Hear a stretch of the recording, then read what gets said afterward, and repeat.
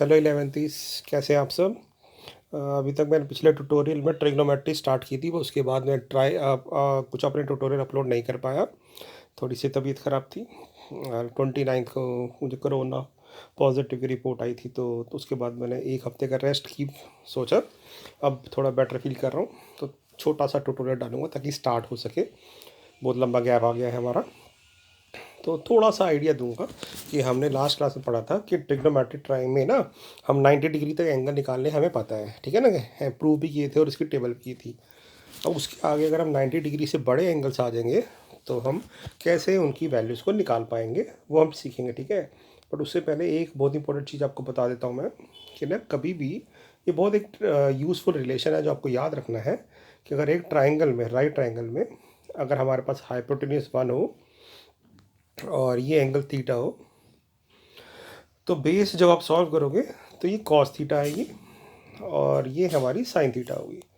ये बहुत ही useful result है, हम आगे भी यूज़ करेंगे, ठीक है ना। मैं आपको बता देता हूँ कैसे हुआ होगा। मान लेते हैं बेस हमारे पास एक्स है, ठीक है।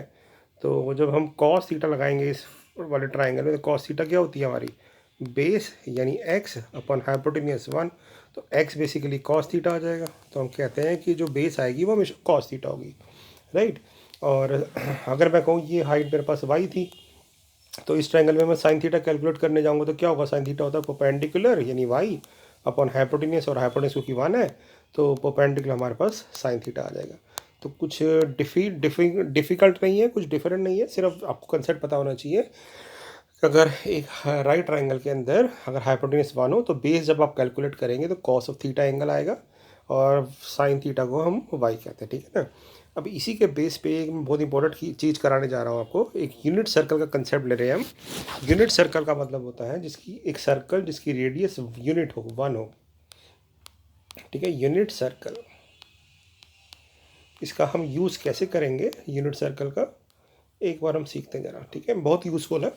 हमने क्या किया, एक ना यहाँ पे ये हो गया वाई एक्सिस, ये हो गया एक्स एक्सिस, और यहाँ पे हमने एक यूनिट सर्कल बना दिया। यूनिट सर्कल मतलब जिसकी रेडियस 1 है, ठीक है।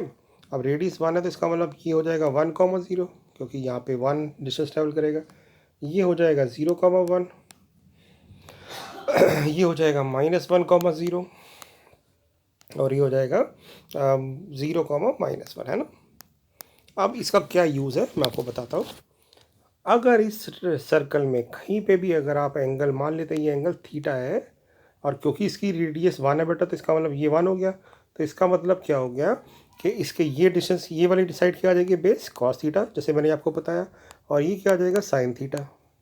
और हमें पता है कि इस सर्कल पे जो पॉइंट होता है एक्स कॉमा वाई, उसमें एक्स होता है ये डिस्टेंस यानी कॉस थीटा, और वाई हो जाएगा साइन थीटा। तो यानी हम कह सकते हैं कि यूनिट सर्कल में जब भी आप कभी थीटा एंगल बनाएंगे तो ये कोऑर्डिनेट हमेशा क्या आएगा, cos of theta comma sign of theta. ये आपने याद रखना है कि यूनिट सर्कल के अंदर जब भी कोई भी एंगल जो होगा, जितना भी एंगल बनाएगा उसको, जैसे मान लेते हैं यहाँ पे अगर मैं बोलूँ कि यहाँ पे एक एंगल बन रहा है, मान लेते हैं ये एंगल बन रहा है मेरे पास फाई, तो इसके कोऑर्डिनेट क्या हो जाएंगे, तो आप कहेंगे इसके कोऑर्डिनेट हो जाएंगे cos phi comma sine phi. ये आपने याद रखना है, ठीक है ना, cos phi comma sine phi.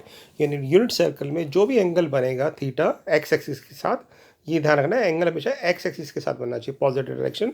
तो एक्स कोऑर्डिनेट क्या होगा उस पॉइंट का सर्कल के ऊपर, कॉस ऑफ दैट एंगल और comma sign of that angle. अब इसका यूज़ क्या है, अब आप पूछेंगे अब इसका यूज़ क्या है। इसका बहुत ईजी यूज़ है, एक बार आपको मैं बताता हूँ। हमने क्या किया, एक सर्कल बनाया, मान लेते ये यूनिट सर्कल है हमारा, ठीक है। ये यूनिट सर्कल है हमारा, ये हमारा वाई एक्सिस हो गया, ये हमारा एक्स एक्सिस हो गया, ठीक है बेटा। अब अगर मैं, और मैंने आपको बोला यूनिट सर्कल है तो ये 4 कोऑर्डिनेट हमें पता है, ये आ जाएंगे 0,1, ये हो जाएगा -1,0, और ये हो जाएगा 0,-1। कैसे मार्क किया मैंने, एक्स एक्सिस पे वाई 0 होता है तो ये डिस्टेंस रेडियस के इक्वल होगी, रेडियस 1 है। ये कोऑर्डिनेट कैसे निकाला, वाई एक्सिस पे है तो एक्स कोऑर्डिनेट 0 होगा, radius x coordinate y coordinate के इक्वल होगी यानी 1 के इक्वल हो जाएगी। तो इस तरह मैंने सब निकाल लिया। अब इसका फ़ायदा क्या है बेटा, इसका फ़ायदा ये है कि अगर आपसे कोई पूछे कि कॉस ज़ीरो और साइन ज़ीरो की वैल्यू क्या होगी, ये तो आपको पता है कॉस ज़ीरो की वैल्यू क्या होती है, कॉस 0 डिग्री साइन 0 डिग्री की हम कहते हैं कॉस 0 की वैल्यू 1 होती है, साइन 0 की 0 होती है, पता है ना। और मैं पूछूँ आपसे कॉस 90 की वैल्यू क्या होती है और साइन 90 की क्या होती है, तो हो सकता है कि आप कहें कि शायद नहीं पता, वैसे पता होनी चाहिए कॉस 90 0 होता है और साइन 90 1 होता है, ठीक है ना।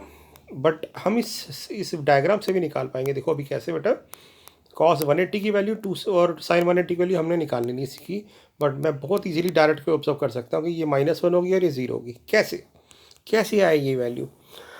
अभी मैंने आपको बताया कि क्या होता है कि सर्कल में जो भी एंगल बनाएंगे, जैसे मान लेते हैं ये एंगल, ये लाइन खींची मैंने, तो ये एंगल कितना बनाया बेटा, ये बनाया 90 डिग्री। और मैंने बताया था आपको कि सर्कल, यूनिट सर्कल में जब भी जाएंगे तो उसका ये जो कोऑर्डिनेट होगा वो क्या होगा, cos of angle which line makes with x axis, यानी एक्स एक्सिस का 90 डिग्री बना रही है, तो इस कोऑर्डिनेट को कहेंगे कॉस 90 साइन 90, है ना। अभी हमने प्रूव भी किया। और वैसे ही कितना आ रहा है 0,1, इसका लो कॉस 90 0 है और साइन 90 1 है। मैं बोलूँ ये लाइन क्या होगी, ये लाइन अपने साथ बनाएगी 0 डिग्री, है ना।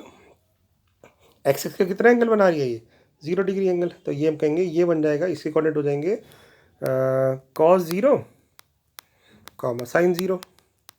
अब कॉस 0 और साइन 0 होंगे, बट हमारे अकॉर्डिंग तो 1 0 आ रहे हैं, तो इसका लो कॉस 0 की वैल्यू 1 होती है और साइन 0 की वैल्यू 0 होती है, ठीक बात है। अब मैं पूछूं ये कोऑर्डिनेट क्या होंगे, तो आप कहेंगे ये एंगल बना रहा है 180 डिग्री, यानी इसके कोऑर्डिनेट हो जाएंगे कॉस 180 और साइन 180। और बट ये तो आ रहा है -1 0, इसका मतलब कॉस 180 -1 होगा और साइन 180 0 होगा, देख लो, ठीक है ना। अब मैं पूछूं ये कोऑर्डिनेट क्या होगा, तो कहेंगे ये एंगल बन रहा है 270, है ना, 180 और 90 270, तो इसके कोऑर्डिनेट क्या आ जाएंगे, कॉस 270 साइन 270, तो कॉस 270 0 और साइन 270 -1। इस तरह से हम 90 के मल्टीपल के वैल्यूज़ निकाल सकते हैं, ठीक है बेटा। अब देखो मैं कैसे एक और बताता हूँ आपको दोबारा, और बड़े वैल्यूज़ कैसे आएंगी। 90 डिग्री की बात कर रहे हैं अभी हम, ठीक है ना। हमने क्या किया, यूनिट सर्कल बनाया, तो जब भी 90 के मल्टीपल आए तो आप वैल्यूज़ बहुत ईजिली बना सकते हैं, ठीक है। कैसे बना सकते हैं अभी देखना।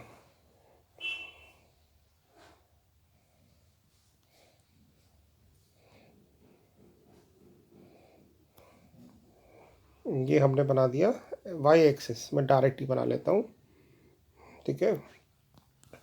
और ये हो गया हमारा एक्स एक्सिस। तो अगर आपसे कोई पूछे कि कॉस 540 की वैल्यू निकालिए, तो 540 पूछा ना आपने, तो आप क्या करना, पहले मार्क कर लेना, ये हो जाएगा 1,0 0,1 -1,0 और ये हो जाएगा 0,-1। 540 एंगल ढूंढो कैसे बनेगा, तो 540 एंगल बनाते हैं जरा हम, ठीक है। 540 कैसे बनाएंगे, ये बन गया आपका 360, 360 और 90 बन गया 450, 450 और फिर से 90 बन गया 540, यानी 540 यहाँ आएगा, तो यानी ये कोऑर्डिनेट हो गया ना, ये एंगल बन गया 540। तो ये हो जाएगा, इसके कोऑर्डिनेट आ जाएंगे P cos 540 साइन 540। हमसे तो पूछा cos 540 की वैल्यू निकालो, तो cos 540 ने एक्स कोऑर्डिनेट, यानी cos 540 की वैल्यू आ जाएगी -1।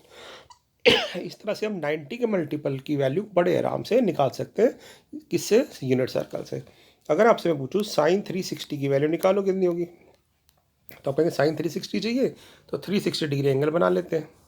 तो हम कहेंगे यहाँ से स्टार्ट हुए, ये आ गया 180 और फिर घूम के आ गया 360, 360 के इस कोऑर्डिनेट पे गए हम, इस कोऑर्डिनेट पे एक्स कोऑर्डिनेट कॉस होता है और वाई कोऑर्डिनेट साइन होता है, तो साइन 360 की डिग्री की वैल्यू 0 आ गई।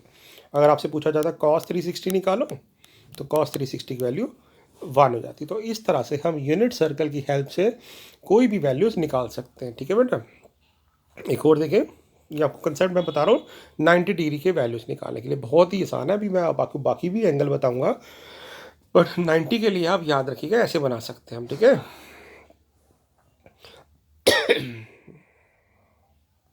छोटा सा ट्यूटोरियल बना रहा हूँ ताकि आप स्टार्ट कर सकें, बहुत ज़्यादा गैप आ गया था, तो आप थोड़ा सा इसको कर सकते हैं प्रैक्टिस, है ना बेटा। अब बनाते जरा हम और वैल्यूज़।